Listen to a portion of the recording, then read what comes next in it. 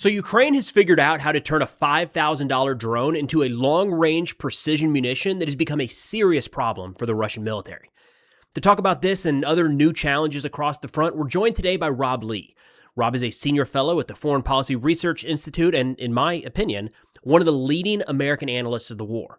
We talk through his recent trip to the front where he explains how logistics vehicles are now essentially disposable, where Ukraine may attempt offensive operations this year, and details on how the Middle Strike campaign is playing out right now. We just scratched the surface here, so you can hear more of Rob's insights at Two Marines on Substack and his new podcast, Ukraine Military History, which covers the strategy, intel, and defense tech of this conflict. All of those links can be found in the description below, and with that, let's get to the conversation. All right, Rob, sir, appreciate you taking the time to come back. You're all over the place, right? It's quite the setup. I'm sorry, I wasn't going to say anything, but the background is still pretty intimidating. Very nice hotel room, so yeah, that's elite status. So we've tried to connect a couple times in the last few weeks. You've been all over, but really wanted to talk about your recent trip out east to the front lines and just kind of what you saw there. It seems like you were everywhere. So maybe at a high level, what stood out to you most in this visit to the front? So, look, I think the overall situation is better than it was a year ago, right? And I think it's sometimes difficult to explain, articulate, how is the war going? Because people want to say, is Ukraine winning? Are they losing? As a tide turns, what does it, tide turning mean? It means different things to a lot of people, but, this war has a big seasonal dimension to the fighting, right? So in the wintertime, it's usually tougher for Russia to advance because they prefer infiltration tactics. You don't have the tree lines, right? It's very cold. It's hard to dig in. It's much difficult to kind of move forward as if with infiltration. And so, Russian advances slowed down over this winter, and that was like as normal. And the big question was really coming into the summer, will Russian advances increase again, or is there some kind of real change? And what we're seeing is that there's a change, right? Russian advances are not increasing. They are advancing in some directions, but the rate of advance is much slower. It's very clear there's a qualitative difference happening this year than last year and the year before, and there are some favorable reasons why. So that became quite apparent. A lot of things we saw on Twitter and on social media. Some of those things are kind of apparent when you talk to guys at the front line. One of the things was the manpower situation is one of the big kind of factors. And there's a lot of talk about the Russians. Ukrainian officials have been saying that Russian losses are outpacing their recruitment numbers. I think this year so far they are outpacing the casualty rate a little bit, but not significantly. But their recruitment rate is not as much as they want it to be. They're behind the quotas they've set for this year for just 409,000.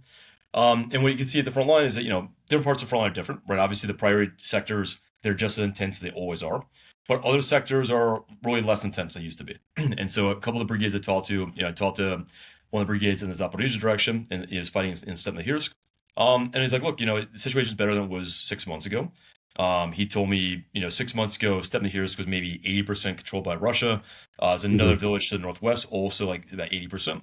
And now it's the opposite. Now basically Ukraine controls, about 80% of the villages.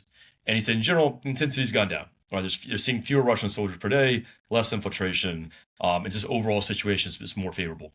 And some other places, same idea, right? So, Le Mans direction, I think is just better. We know Ukraine is doing a counterattack right now in that direction. I think I wouldn't be surprised if they have some real success trying to cut off that salient.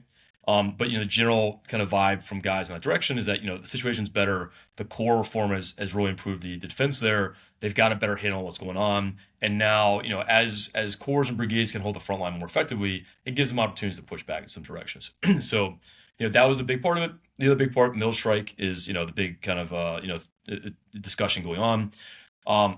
Most brigades or corps didn't see much effect on the front line yet from that campaign. But, but many of the guys thought, in the future, it's going to take time to build. We suspect the logistics will become a problem for Russia. And, going after fuel, going after ammunition, that, maybe a month from now, 2 months from now, if Russia's getting less ammunition to the front line, less FPVs, so on, it will degrade offensive potential at a minimum, and then potentially set conditions for Ukraine to go on offense more often. So there's broadly kind of optimism about the Middle Strike campaign. Some brigades thought they could see, maybe some effects, but for the most part, they couldn't see too much on the front line. But in general, it's clear that I think the UAV employment side, Ukraine's gotten the upper hands. Tactical level, there's been some good advances. They've got new FPVs too, like radio signal FPVs, which are flying long ranges now. So 50 kilometers is pretty common for some of these FPVs. Whoa. And not talking fiber optic either, and so that's also some premium kill zone. So even not even talking about Hornets and Middle Strike, but they have a qualitative advantage on the FPV side. And you've seen some videos. I mean, I know Starlink posted one, it was like 100-kilometer FPV strike, I think, like a couple weeks ago. And sometimes FPVs will fly that long, but now, for technical reasons, they have some that can fly, further more often. And that, opens up opportunities because their FPV teams can be further from the front line. They can hit things deeper from the front line, can protect your kind of UAV operators better. I'd say general also kind of improvement is the kill zone is kind of moving in the right direction. So last year, Russia improved in a few ways, right? Infiltration was an adaptation, which was initially a problem for Ukraine. They learned, they kind of adapted and figured out how to handle that. And the second one was that Russia can improve their tactical interdiction campaign, right? The kill zone, the Rubicon with other kind of elite UAV units, and that posed a real challenge for Ukraine logistics. And they've kind of figured that out now, right? But UGVs are a big part of this, the system they had for logistics. But also now I think, the kill zone's moving more the right direction, where they have a qualitative kind of advantage. It's harder for Russia to get near the front line. And so just, overall, I think that's a kind of positive dynamic. Again, it depends on the part of the front line, right? And so in many places, the situation's better. East of Kramatorsk is still a quite difficult situation. It's a priority for the Russians. Kramatorsk, the situation is getting more difficult where, there are FPV strikes in the city center more often now, on a daily basis. It looks like some coffee shops might be closing. And, again, we see this many times with cities when Russians get close to cities, at some point civilians start leaving larger numbers. And, Kramatorsk, Slavyansk, they're the command and control logistics hubs for Ukrainian military for the Donetsk region, but also is kind of where like soldiers do R&R, right? If you're fighting in Konstaha or somewhere else, you can come at the Kramatorsk and you've got like some feeling of safety, right? And the fighting is just getting closer there, right? And you can kind of feel that. You can hear artillery coming in and out. You can see FPVs coming out. And so that's becoming a bigger kind of, moving in a negative direction. And of course, east of the cities, you've got high ground. And so if the Russians get to the high grounds, they have better line of sight with FPVs. FPVs will fly further, and create some greater problems. So, that's one of the concerns. The second one, obviously, is Konstaha. That's really the big kind of negative development on the Ukrainian side right now, where the Russians are infiltrating, pretty deep into the city. It's getting more difficult. Ukraine replaced two of the brigade commanders who were in the city, I think 2 weeks ago, 28th Mechanized Brigade, 156th Mechanized Brigade. Can you say the city again? Can you say the city again? I'm sorry. Konstantivka, Konstaha. Konstantivka. Okay, gotcha. Yeah. Okay. I'm bad at pronouncing it, so I go with Konstaha, which is the informal term. Okay, that's what I heard. I was like, I feel like I don't know what that place is. Okay, gotcha. Yeah. But look, Konstaha has been tough for a long time. So I met a battalion commander in January, and even back then, there's one road that leads to the city. The Russians have it under fire control, and so even getting UGVs in the city is very, very tough. Not to mention vehicles. So guys have been walking that city, 15, 20 kilometers, come in and out, every day. And so logistics have been very difficult for some time. And, it's impressive they held out as long as they have, given how tough logistics are there. And so that's one place where the kill zone is very deep behind the front line.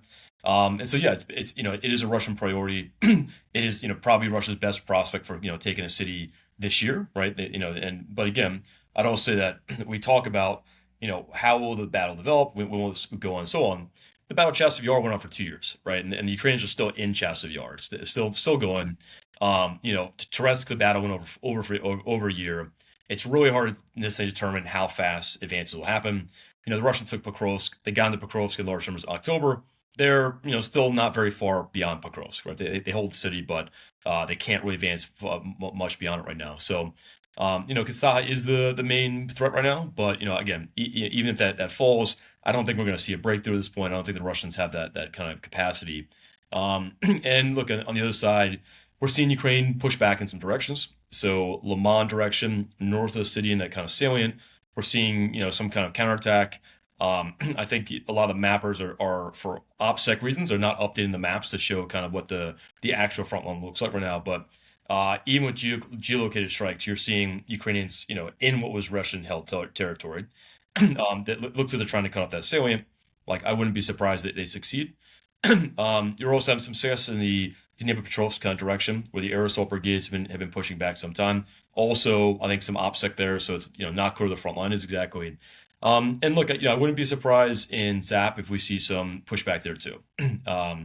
Ukraine is to the assault regiments that direction, Code 9.2, first assault regiment, and they have a new like coordination center, like ISTAR team called Phalanx, where they're coordinating middle strikes as well as kind of tactical strikes. But I think they're innovating, and I think they're figuring out the kind of drone assault concept. And if they have enough time to plan an operation, like I think they could push the Russians back as there as well. Again, manpower is the big critical problem for Ukraine. There's not enough soldiers, but I do think that you can create localized kind of superiority with drones and fires, and that can enable kind of pushing guys back. Another kind of big, and I'm just rambling here, but another big development is, or I think what will be this year is UGV counter FPV turrets.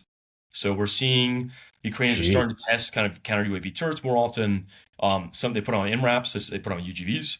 There are a couple versions. There's one by I think UGV Robotics, I think Frontline Robotics, two Ukrainian companies. There are probably some foreign ones being used as well. But I think this is a promising direction, I think. And so who knows when it'll develop, but even if you have a turret that can shoot down 30% of FPVs or whatever it is, right? That can enable conditions to start doing logistics in a different way. It can really change the kind of the nature of the kill zone, and you can go back on offense. and we're seeing some other kind of innovative things about these assault regiments. And so, again, I think my views that Russian lines aren't really that strong. I think to some extent on both sides, the way we construct defenses, typically with infantry, right? You have infantry doing, interlocking fields of fire. You have fire teams, squad positions, so on. You've got machine gun teams, ATGMs, mortars, right? All done in a very traditional way. It's not done that way anymore, right? Because drones just kind of, have taken over that role. So drones are doing the observation. They're also doing, almost all the strikes, right? I mean, I don't know what the number is now for casualties, but it's over 80%. It's like the commonly, accepted kind of term. And so what it means is that on both sides, there are vulnerabilities because ultimately UAVs are doing all of this. There aren't necessarily first, second, third line of infantry positions. The density infantry is quite low. And on the Russian side, you don't have minefields really in front of the flot, right? They do remote mining behind Ukraine positions, but not really in front of them.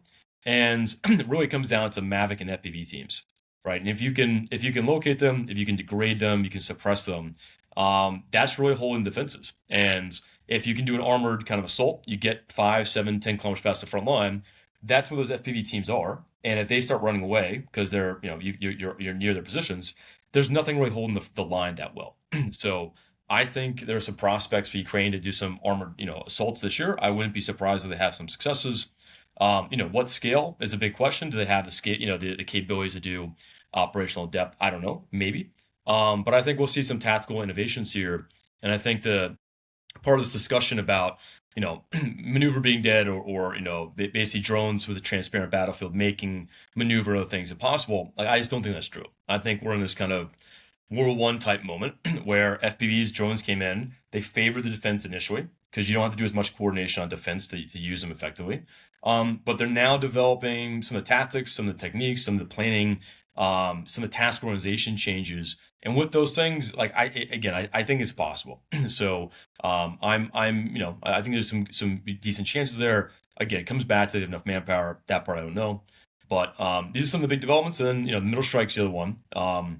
And I talked to some units doing middle strike. They're having success. Azov, their focus is really to try to cut off logistics in their direction, but they're going much further beyond that now because Hornets. And I can talk about Pretty Autonomy as well, but they started testing Hornets quite early. So Pretty Autonomy, the American company founded by former Google CEO Eric Schmidt, they started providing Hornets last year. The quantities have increased dramatically. So last summer, maybe they get 100 per month, and now it's thousands per month, maybe 10,000. I'm not sure the exact number, but it's high. But they went to elite units like Azov Corps, Third Assault Corps, Third Army Corps, Hartia, some other ones, and they basically just provide these drones, and these units just innovated a lot with them. They modified them significantly, and Azov were the guys who decided to put Starlinks on Hornets the first time. They've also changed the batteries. And so the initial range of Hornet was supposed to be about 100 kilometers. They're hitting things beyond 300 kilometers. And then there's an ISR version of the Hornet, which is flying, much, much further than that. And just really changing a lot of our considerations. But the cost side has changed a lot. And I think one thing that the way I kind of put this in context is, 3 years ago, 2 years ago, FPVs, bomber drones, Mavics, they decreased the cost for like tactical strike, where you had some kind of precision strike at tactical level, where FPV is $500, $1,000, and you can hit a tank, quite effectively. And so the cost considerations change quite quickly.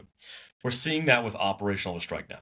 And so Hornets, FP2, so on, these are things that can hit targets at 100 to 300 kilometers from range, and at very low prices, right? So okay, a Hornet, the base version is like $3,500 with Starlink, some other things about 5,000.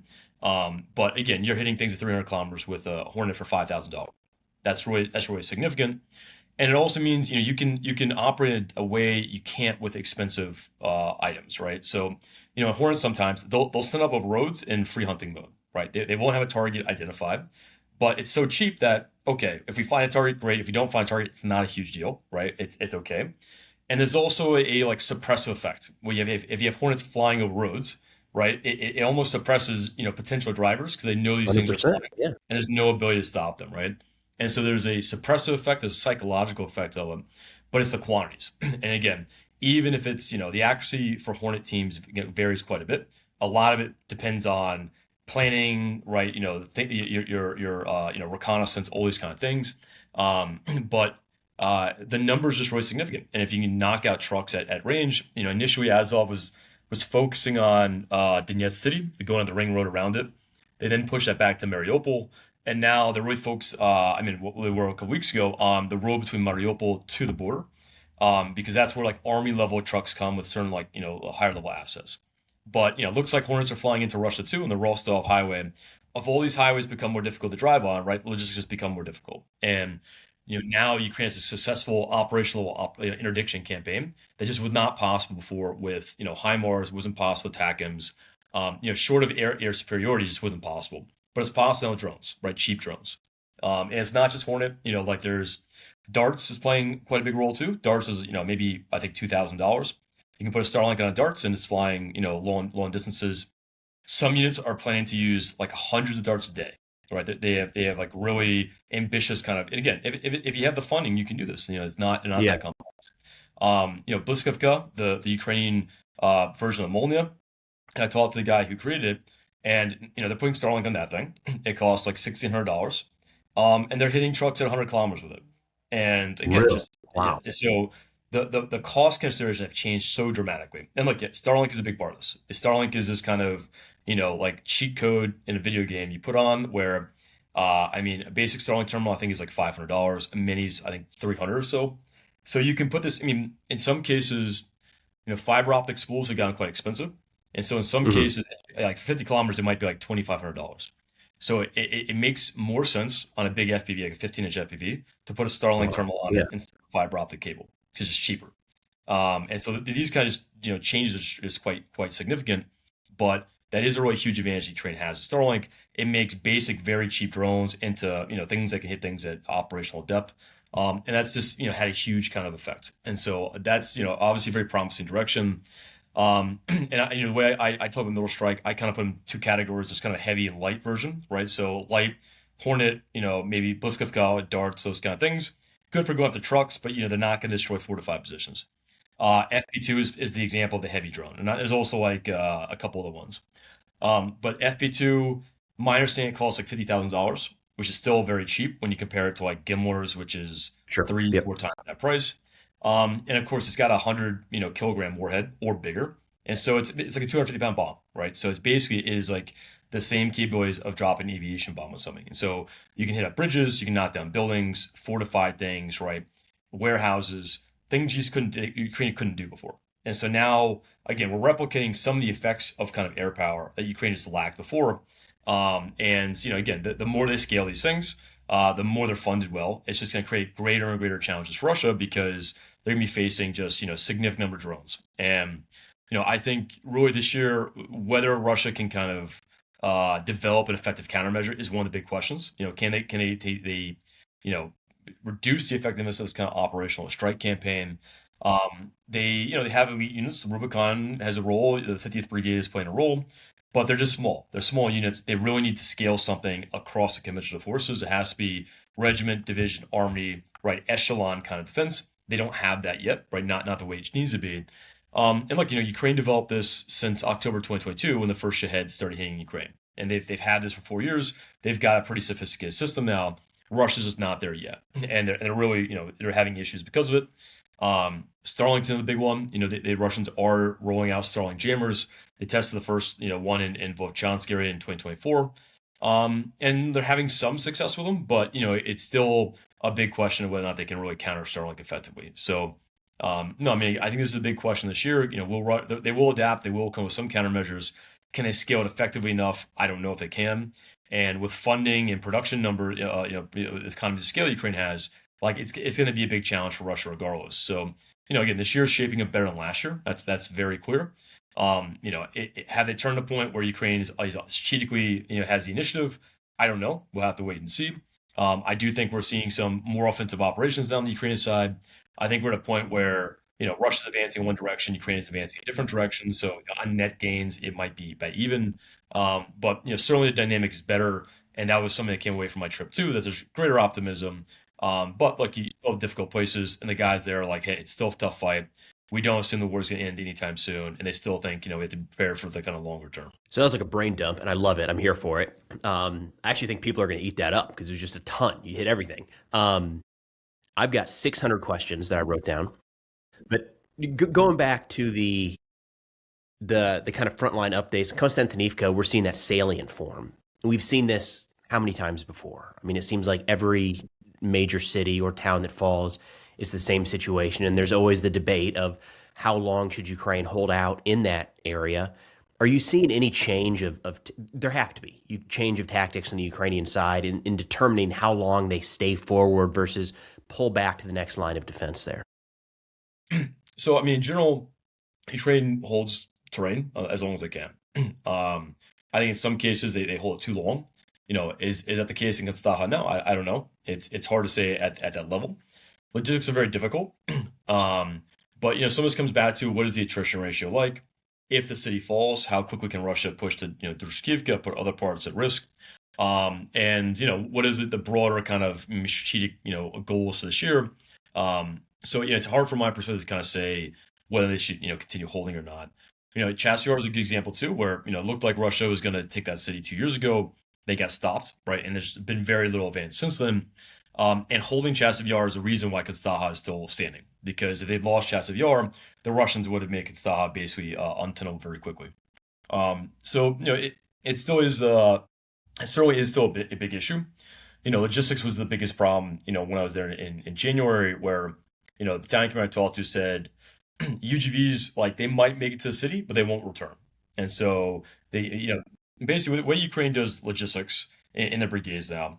UGVs, most UAV battalions have a UGV company, right? Some brigades have UGV battalions, but UGV company, and then a lot of infantry battalions have UGV platoons, and they want battalions to be as self-sufficient as possible.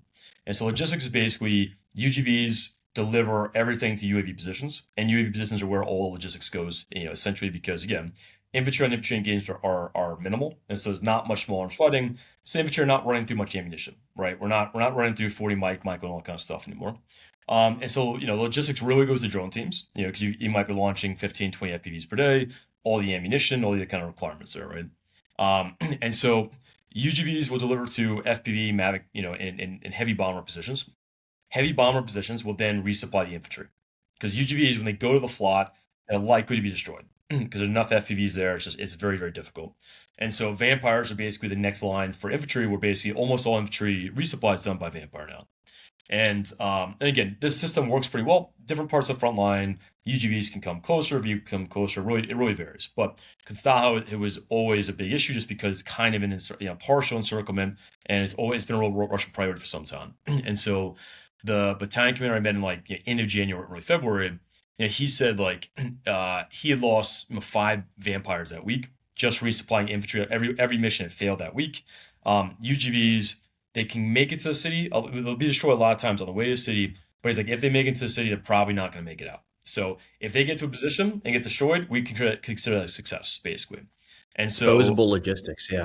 And that's it. And like that is the story of pretty much everything now. It's all about cost. And so middle strike cost has gone down dramatically. The kill zone, right? Kill zone was created because you have cheap FPVs and attritable kind of drones. And then the solution is also attritable drones. And so for UGVs, the one of the most common UGVs used for logistics is this Targam. There's like multiple versions of Targam, but the small one is very cheap.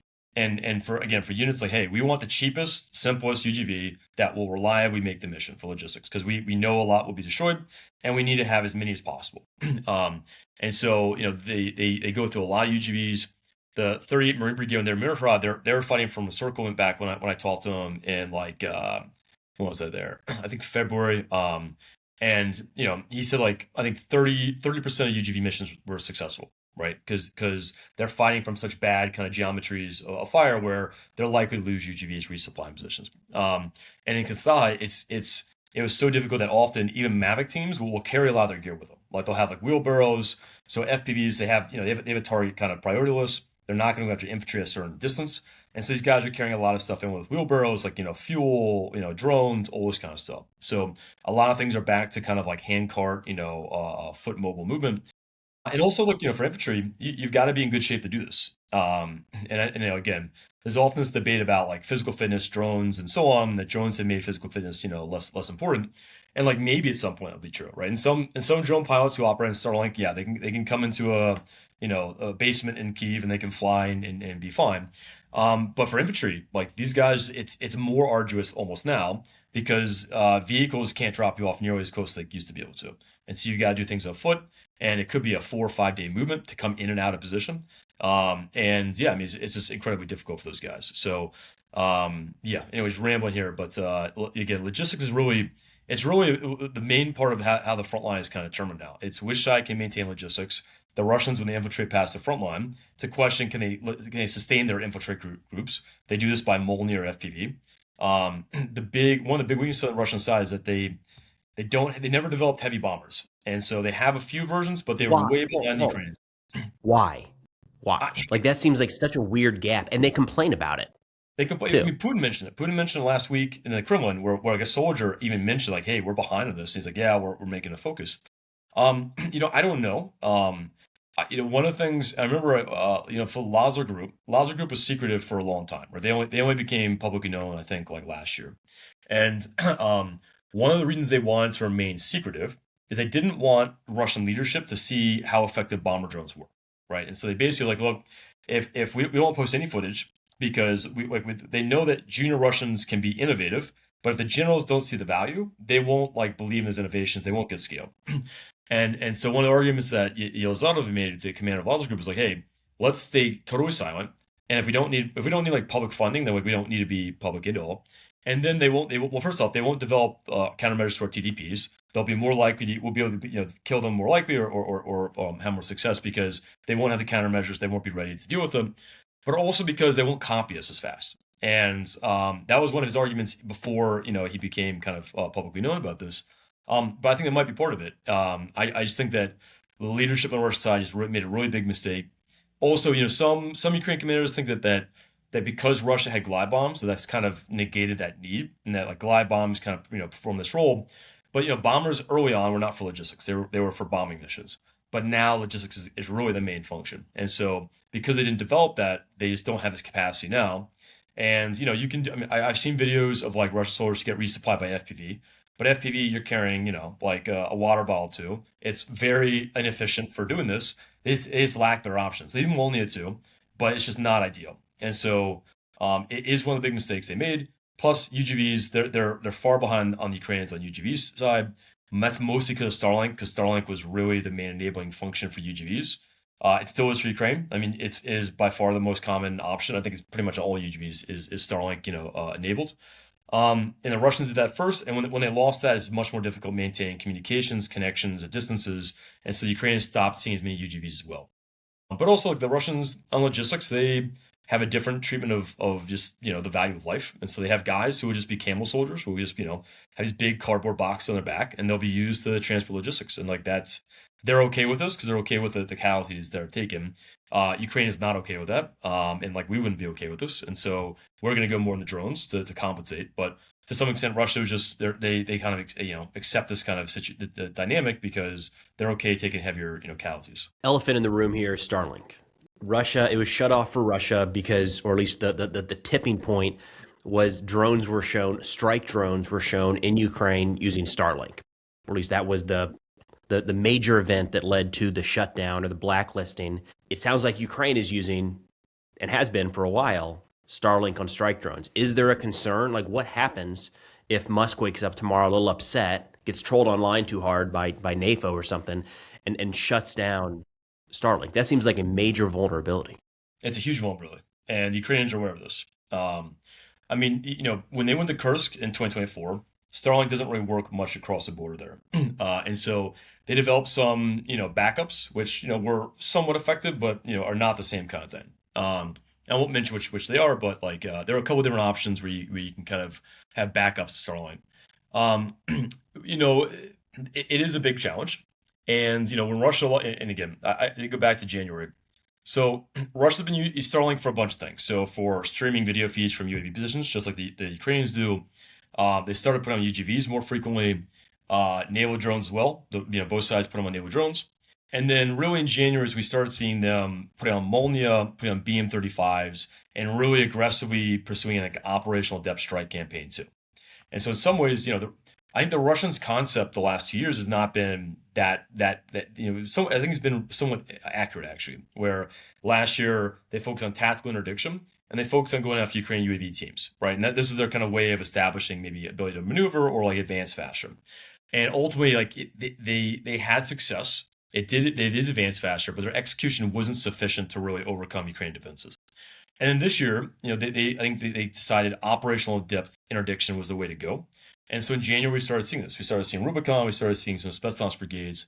And I remember I was there end of January, and the road from Pavlograd to Petropavlovka, which is one of the main logistics roads, there are a bunch of trucks that were destroyed on that road. There's a big, fuel truck that was destroyed. Some of the military trucks, hit by Molnias with Starlink. And again, Molnia with Starlink is $2,000, $2,500. Very, very cheap. They're hitting things at 50 kilometers, 60 kilometers, but it was a big concern when I was there. Like, what happens if they continue this, right? If they really start interdicting our supply lines, it could pose really serious problems for Ukraine. And then basically, it gets shut off, and then pretty much immediately solved that problem. And so Russians had a bunch of issues for a couple weeks. They've adapted. The adaptations are not as good as what they have with Starlink. So they use Wi-Fi bridges. They use a bunch of different things. They lay fiber optic cable. But for operational depth targeting, they haven't really reestablished a way of doing this. And it really is a technological, constraint. They want to do it. They see the value in doing this. They don't have the capacity like Ukraine does right now. They're trying to do it somewhat with Garan. So like Garan, there's Garan 2 is a version called Garan Seeker, and they have a better version. And a Seeker is like an FPV version of the Garan, whereas a video camera, and you can manually aim it like a FPV. So they're making more of them this year. I think it's like 24,000 or maybe 12. I think they want to make 12,000 this year. Garan Seeker and like Gebeta Seeker. And to use them, the regular mesh system they use with Chinese LTE modems, the latency is not sufficient. And so they set up like a radio relay system in the occupied area as well as on the border. Zelensky mentioned yesterday that Belarus is putting up some kind of relay system. I think this is what he's talking about. And so if they put it in Belarus, it would enable the Seeker Garans to be used in Kyiv and other directions. And in particular, it can be used for dynamic targeting because regular Garans, you basically set in the coordinates. They're gonna fly a certain route, but they've got a preset target to hit, and so they're only good for stationary targets. With the video camera option, you can go after dynamic targets, right? So the 50th Unmissed Brigade, it's one of like Russia's like main UAV units. They have Garans, they have Seekers, and they're actively going after logistics too. They go after trucks, fuel trucks, so on.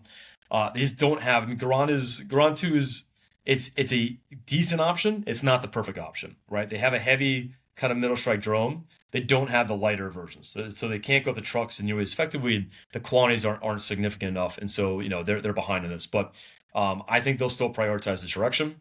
They're trying to create their own Starlink version too, the Rosvet, but they don't have a satellites right now. So we'll have to wait and see. But they are going to develop countermeasures on both sides of this.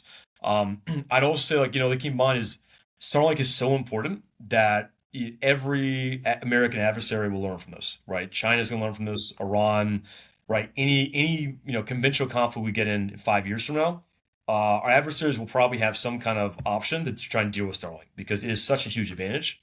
The space domain will be a really key part of any in the next conventional war. And yeah, you said it fixes a bunch of things for Ukraine that they didn't know that necessarily needed. And one of them is UGVs, UAVs. I think the Russians themselves think that 90% of strikes in Crimea are Starlink enabled. And it said that they are using some jammers, and some of those jammers do have some success. We'll see how well they can scale and develop this, but it is this really huge advantage. I talked to one of the Ukrainian deep strike commanders who kind of said Starlink is basically our superpower, right? It's this huge advantage we have, and it's great they have it. It is a vulnerability, right? If they lose access to it, it would be a huge issue. And again, I think one of the positive dynamics is Elon earlier in the war, he was very concerned about escalation risk, right? And I know his concerns about strikes in Crimea, that this will lead to nuclear war, so on. They are using them on middle strike drones right now, and so they are having success. It seems as though Elon's perspective may have changed. Hopefully, it has changed in that regard. But I would say Starlink has played a just really critical role in Ukraine's kind of success in this war. Without it, it would have been much more difficult.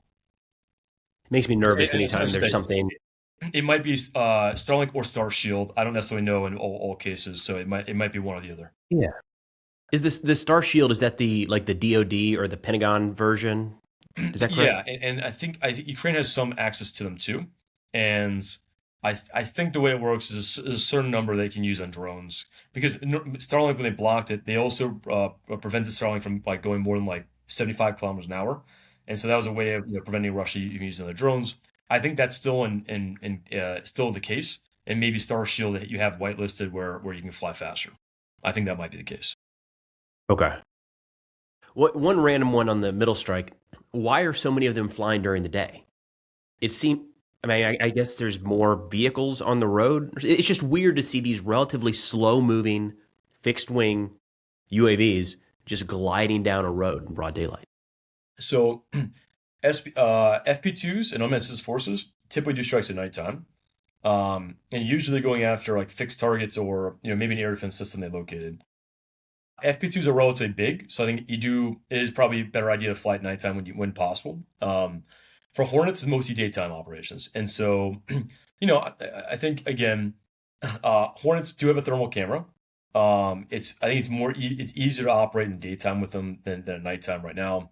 But I do think for drivers, most Russian drivers do not have night vision goggles. They probably don't want to use lights at nighttime. So at daytime, they're likely going to do most logistics at daytime if they can, and that's the right time to target them. So I think that's the main reason. But it is an advantage that you have some at nighttime, some at daytime. There's no kind of window of opportunity for Russia to kind of get around this. And so again, Russians will adapt. They will try and figure out some options. They are painting their trucks different colors. They're trying to paint some of them to look like they're postal trucks, or they tried the zebra thing, it didn't work. They're painting them orange, some other things, but I think they're gonna have real problems for the foreseeable future. I don't think they've got a really good countermeasure yet. It's a lot. It's changing fast. Appreciate you taking the time to walk through this, Rob. We'll do this again soon. Hopefully, incredible insights, and really appreciate the brain dump there at the beginning. That's actually super, super valuable. So thanks, man. Really appreciate this. Yeah, absolutely. Thanks for having me on. All right. So thank you so much to Rob for taking the time to walk through all of that today. Talk about a wealth of knowledge. Holy cow. I mean, we, again, just scratched the surface there. I feel like we could have Rob on once a week and we probably wouldn't hit the same subject twice. He's just very, very dialed in to all of the little nuances around this conflict. So, of course, follow Rob on X. He's active over there, Twitter, X, Substack, Two Marines, putting out regular content there, and then starting up a YouTube channel called Ukraine Military History. All of those will be linked in the description below. And, of course, we'll try to get Rob back on here before too awful long. But that's all we got for now. Thanks for watching, and I'll see y'all next time.